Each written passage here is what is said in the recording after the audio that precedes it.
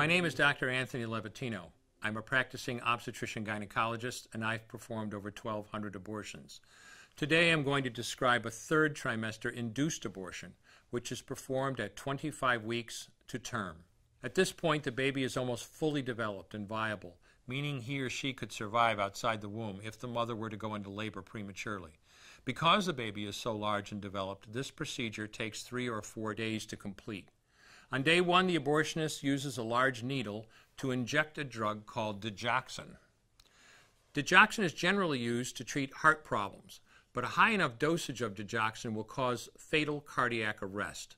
The abortionist inserts the needle with the digoxin through the woman's abdomen or through her vagina and into the baby, targeting either the head, torso, or heart. The baby will feel it. Babies at this stage feel pain. When the needle pierces the baby's body and the digoxin takes effect, the life of the baby will end. The abortionist then inserts multiple sticks of seaweed called laminaria into the woman's cervix. They will slowly open up the cervix for delivery of a stillborn baby. While the woman waits for the laminaria to dilate her cervix, she carries her dead baby inside of her for 2 to 3 days.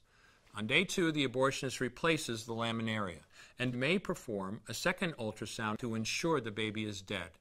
If the child is still alive, he administers another lethal dose of digoxin. The woman then goes back to where she is staying while her cervix continues to dilate. If she goes into labor and is unable to make it to the clinic in time, she will give birth at home or in a hotel. In this case, she may be advised to deliver her baby into a bathroom toilet.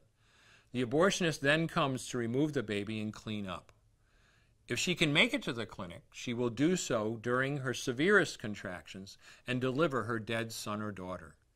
If the baby does not come out whole, then the procedure becomes a D&E, a dilation and evacuation, and the abortionist uses clamps and forceps to dismember the baby, piece by piece. Once the placenta and all the body parts have been removed, the abortion is complete.